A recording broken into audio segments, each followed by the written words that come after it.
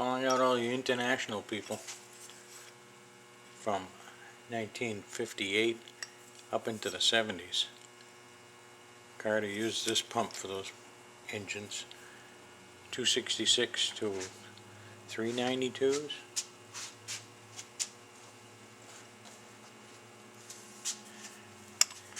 If you have a Carter pump on your International and it has this filter that's hanging off the side of it at an angle, it's kind of hard to tell in the video, but this will be a rebuild for one of those. Hang tight. It's a Carter number 3405. You first want to mount it in a vise. Mark the location of the inlet and outlet, or how this casting is. You can scribe a mark between the two of them, take a picture of it. And what I like to do is put a punch mark right in the center and also up the top. Now this top piece will only go back on one way, but it's easier to mark it that way. You don't have to try to figure it out. Remove the filter can and then these 6 screws around the outside. One thing you might want to note when you remove this can, there's also a little spring sitting on top of the filter. There's 2 different lengths. There's this one that's this long and one that's about half as much. This one probably could have used that half as much, as you can tell by the way the filter looks. Anyway, it's the filter can and the bail. And now we're going to take off these 6 screws. After those 6 screws are removed, take the, usually the gasket is, or the diaphragm is stuck.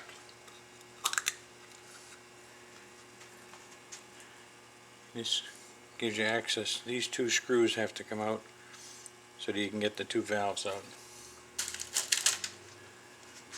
It's the inlet and the outlet valve. With any luck, these will break loose nice and easy. And they did.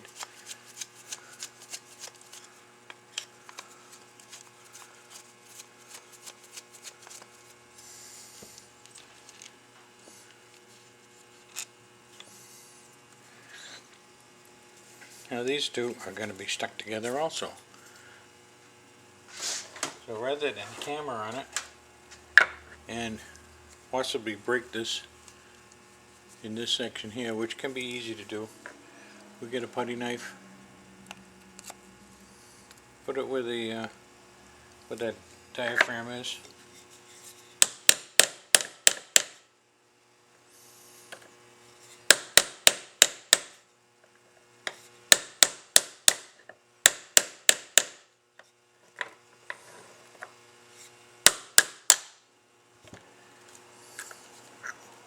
and it'll come apart.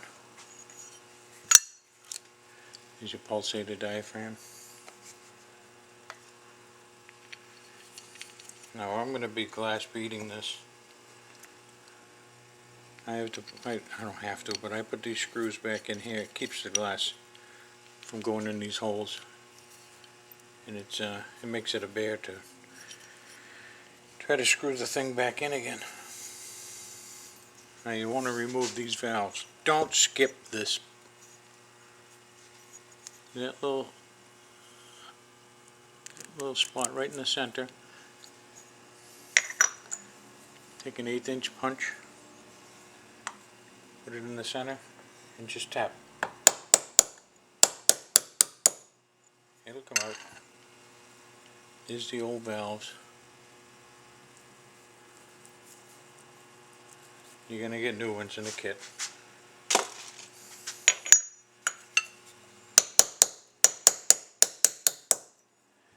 it over and do the other side.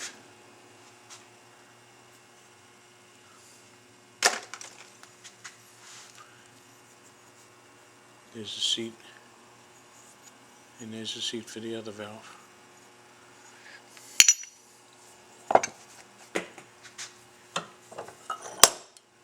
Remove this spring.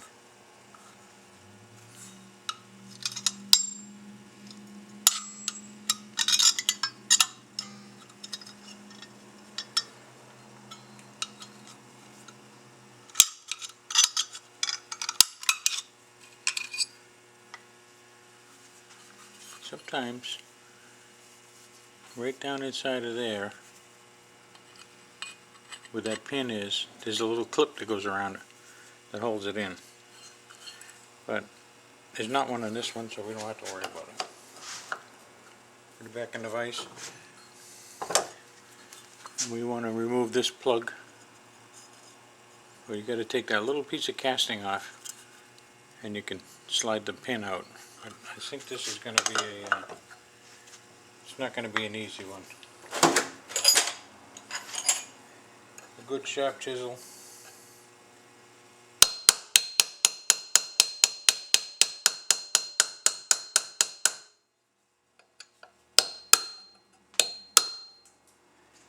And that piece of casting is gone.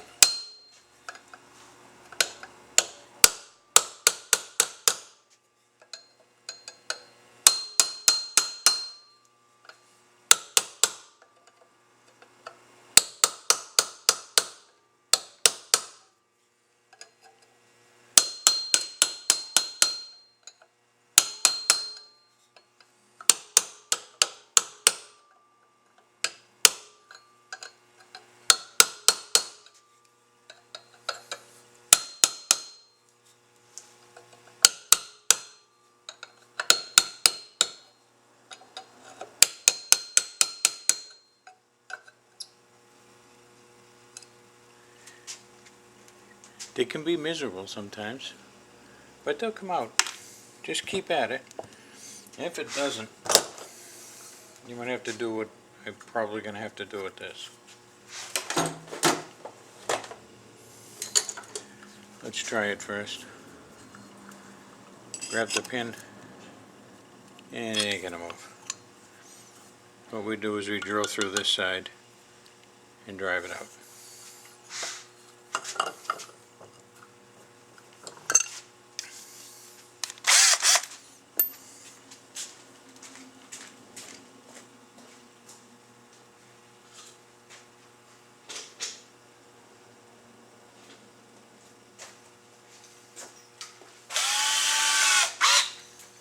I like to use a 9/32 drill bit right in the center.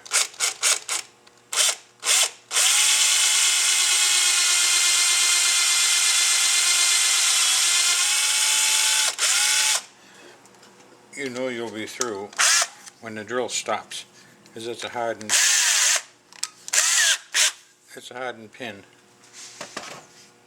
so it won't let you just slide right through it.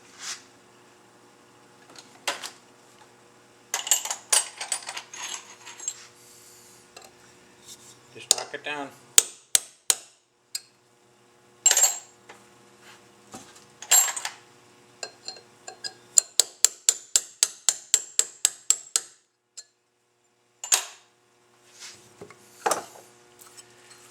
You get it out to a point where you can grab it by the vise.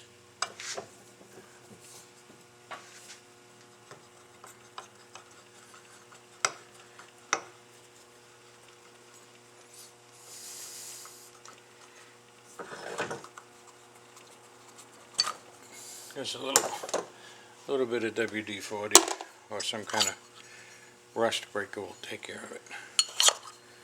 Once the pin is out, take some pressure off the diaphragm and slide the arm out,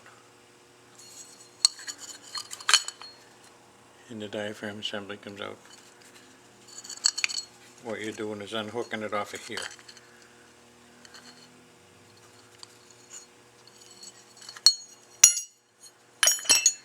That's it. It's disassembled.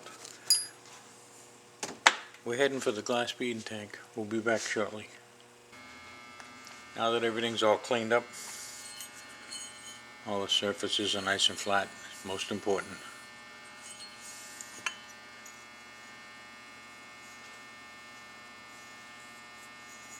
And both sides of this. Anywhere that surfaces are going to meet. All those places have to be nice and flat. Run them on a belt sander if you have one, or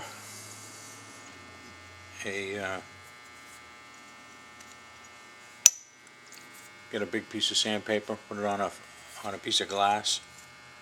Just keep rubbing it and rubbing it and rubbing it until you come up with nice and shiny.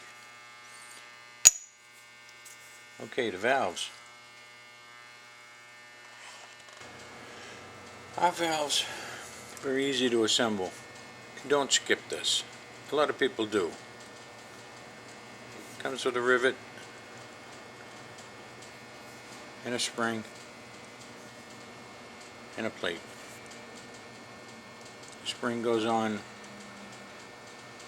with obviously the small end on first.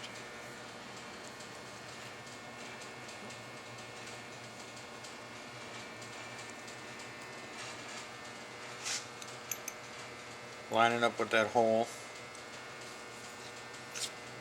A lot of times they'll stick in there. If they do, then just take your hammer with your punch, put it on top of it like this, and just tap the thing in. Constant tapping, not hard.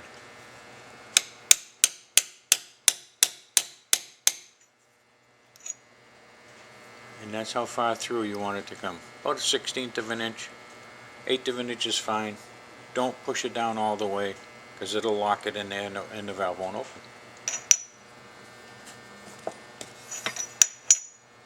Turn it over. Do the same thing with the other valve.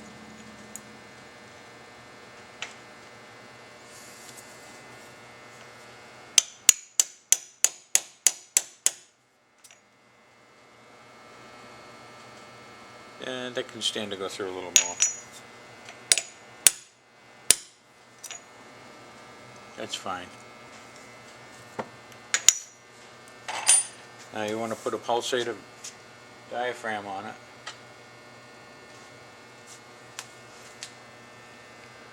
This is what it looks like. Happy face. This is the section you want to cover up. The fuel is going to come from inside the pump, up through that hole, and out through the out.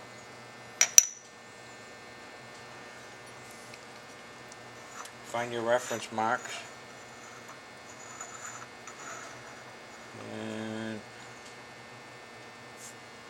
that should be mine right there,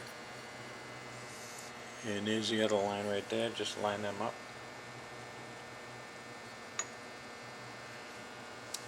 Fuel's going to come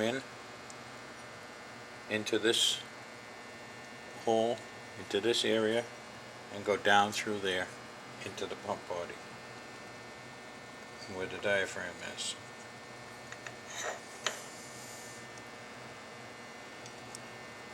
Insert the 2 screws and tighten them down good and tight. You don't need any leaks in there. Once these 2 are tight, you should be able to suck air out and not blow it in. If you can, then that valve is not seating.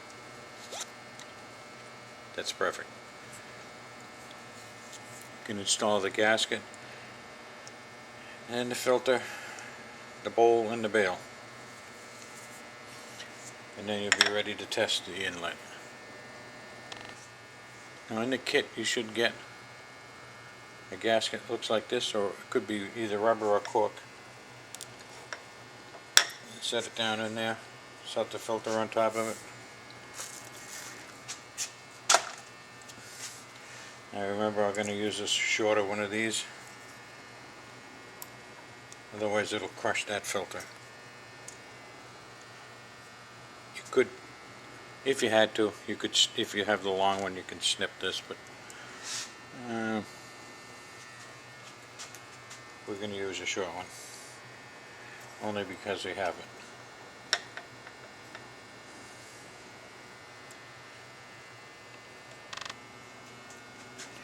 Now that that's on, get the bail on. This can be a little tricky at times, but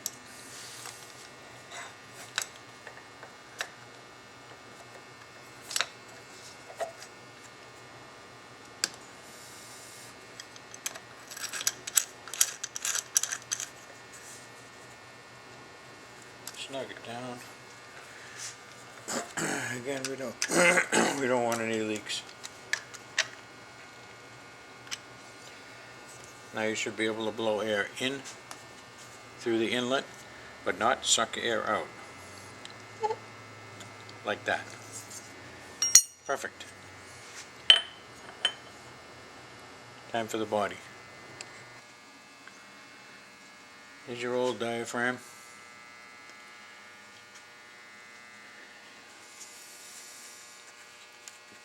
The original Carter one uses a diaphragm that's and you notice it's got that big hump to it. Well, if you were to cut this across and flatten it out, you'd end up with a diaphragm this size. It's a little bit bigger only because of that fold. This is what you'll get in the kit.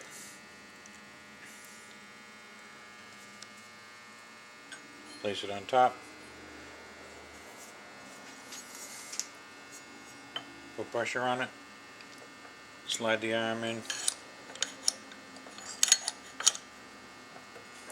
to catch that.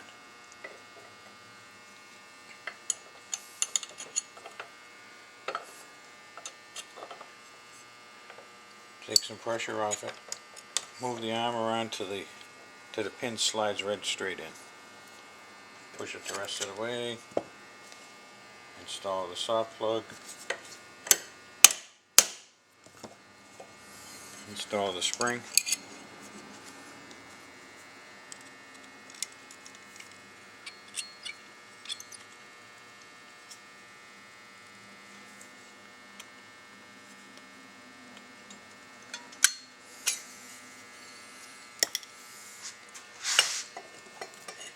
And we're ready to put it back together.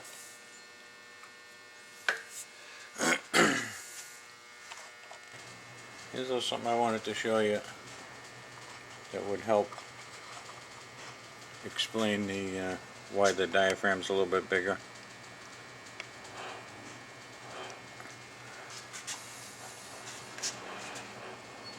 If you bring this down and try to line up the holes, it's about a half a hole too big, the diaphragm. So what you do is put an adjustable on the end of this adjustable wrench on the end of the arm, just for leverage.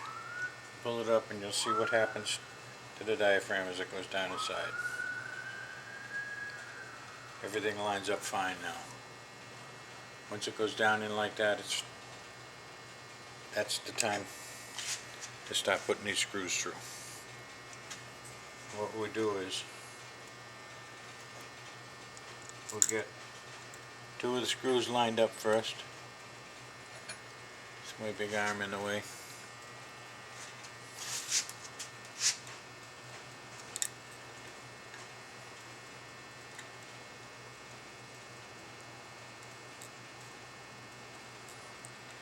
Just get two screws opposite each other through the diaphragm.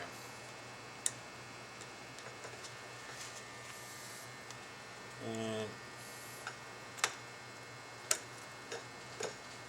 just catch them in the hole. Start threading them through, just so that it holds it. You may have to take some pressure off it. Run them about halfway down, just so that it holds, it doesn't flop off. Stick stick the rest of the screws through. Now if you run into one that doesn't line up right, pull that diaphragm.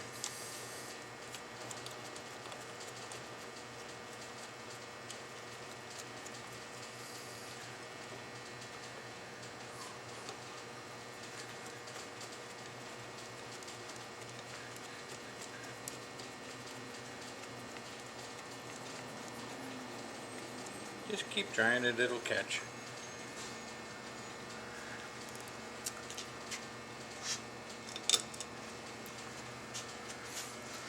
So another way to get these screws to line up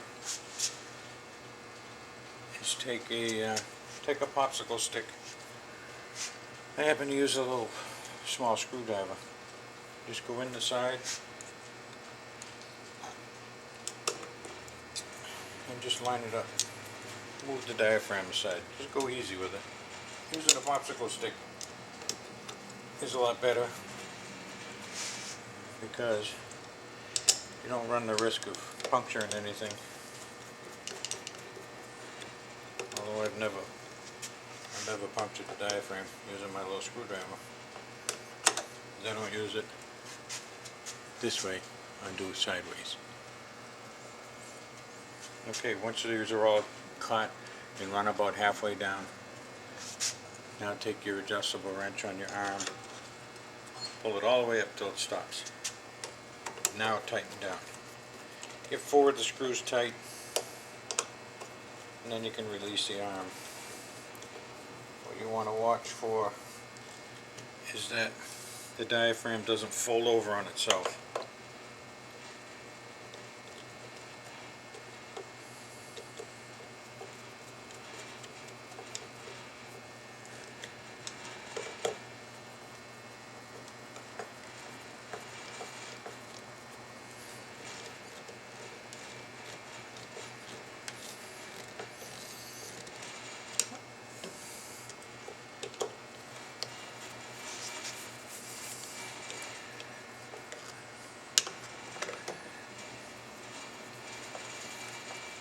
After the last screw is tight,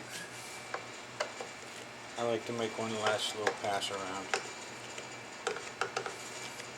You never know.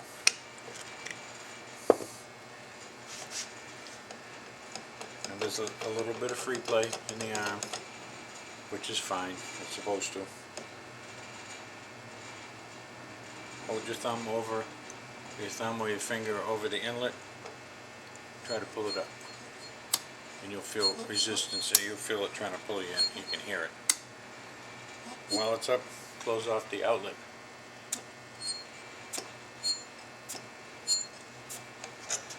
And you'll feel pressure there. That'll tell you whether there's leaks around here or between the diaphragm and the plates. Aside from that, put a gasket on. It's ready to go back.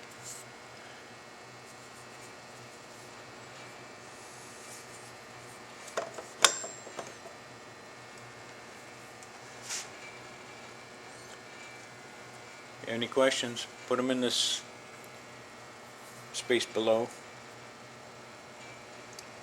You can catch us on the web at then-now.com or give us a call, 781-335-8860. When you call in to get a kit, look around this edge. This is the number for this one here. This 3405. It could be anywhere on here.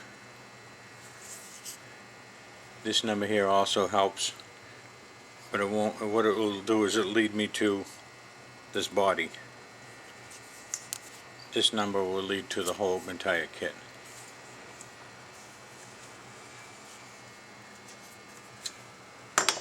I hope it helped. Let me know. Thanks for watching.